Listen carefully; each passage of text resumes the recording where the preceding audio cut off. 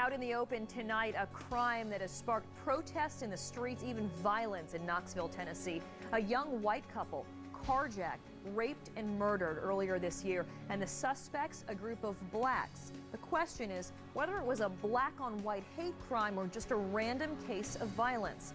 Even though everyone involved in the investigation says no, it's not a hate crime, the case has now taken on a life of its own, thanks in part to white supremacists. And this video on the internet, posted by an Aryan blogger accusing the media of trying to be politically correct by ignoring the story. We sent Rusty Dorn into Knoxville, Tennessee to bring it all out in the open. Channon Christian and Christopher Newsom were in the wrong place at a deadly time. The couple were en route to watch a movie at a friend's apartment in this complex in January. Knoxville police believe they were carjacked, kidnapped, and taken to this house. Both were raped repeatedly. 21-year-old Channon, a university student, had cleaning fluid sprayed in her mouth.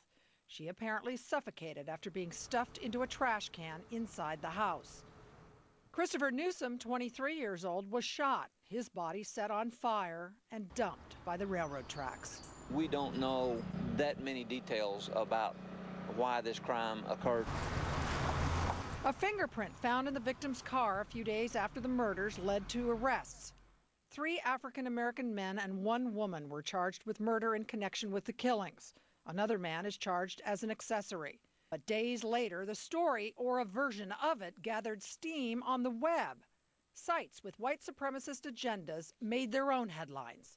It was a hate crime, they claimed. But Knoxville prosecutors say, no way.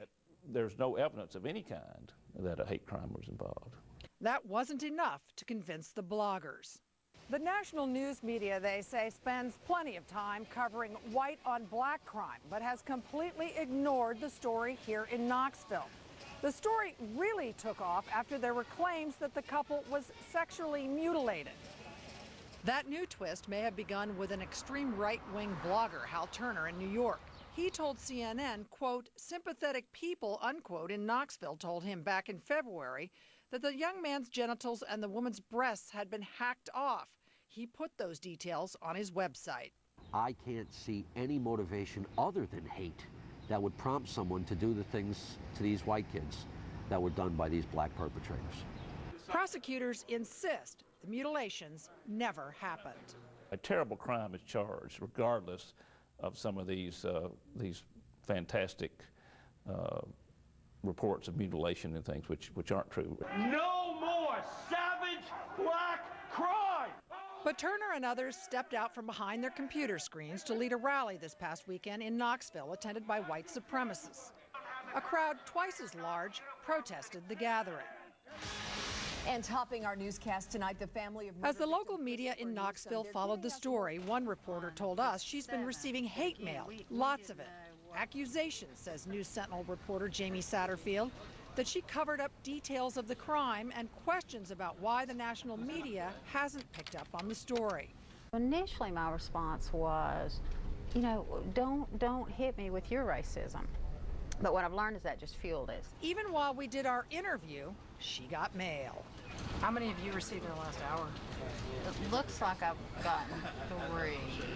All 4 defendants have pleaded not guilty. Defense attorneys declined to comment on the case, but agreed with prosecutors that the bloggers had hurt both sides. They've created a scenario, if true, makes people wonder, well, why wasn't there more coverage, or what's going on? Channon Christian's parents attend every court appearance. The couple don't believe the murders were racially motivated. It's not so straightforward for the Newsoms. They believe it did not start out as a hate crime, but may have ended up that way.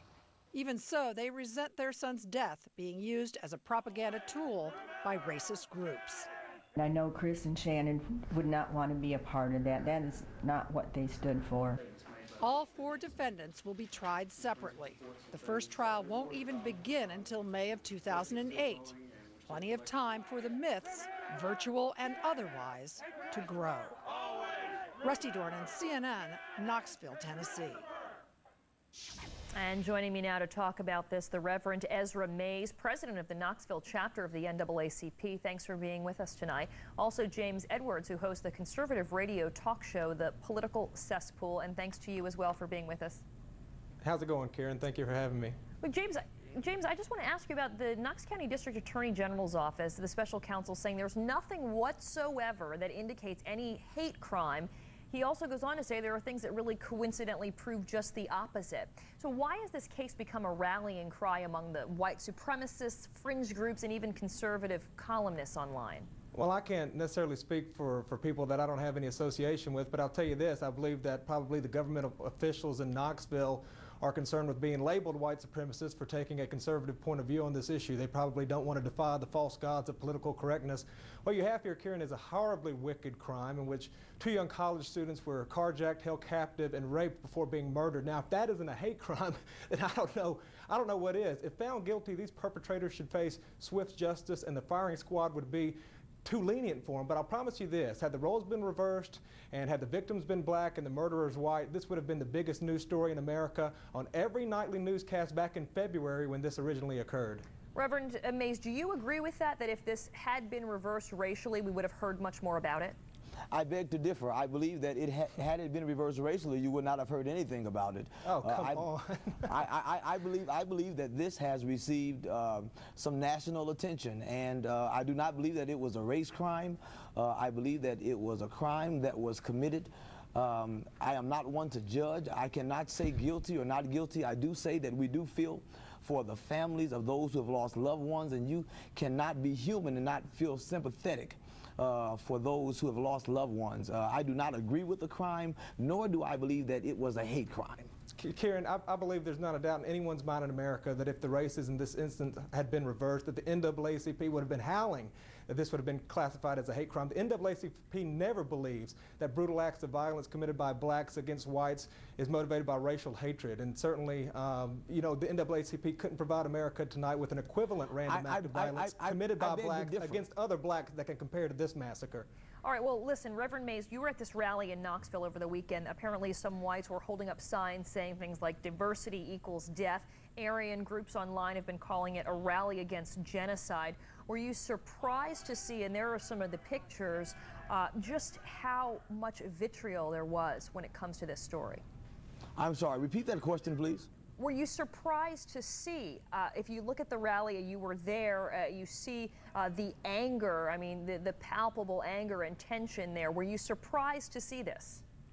I was not surprised to see the anger and tension. I was surprised to see the Nazi group come to town and to protest, but I was not surprised to see the anger and the tension. I was very angry about the crime that had taken place. I was not angry because it was a racial crime. Nevertheless, I was angry because 2 young people had been murdered, and that should make anyone angry. So I was not surprised by the anger. I was surprised by the racial slurs that took place during the protest. Everybody in the city clearly states it was not a racial crime. It is people outside of Cincinnati who are trying to make this a racial crime and put it. I'm sorry, we're out of time, but I wish I could let you have another word at it, James, but we are out of time. Thanks so much for both of you for your points of view. Reverend Ezra Mays as well as James Edwards. Thank you very much.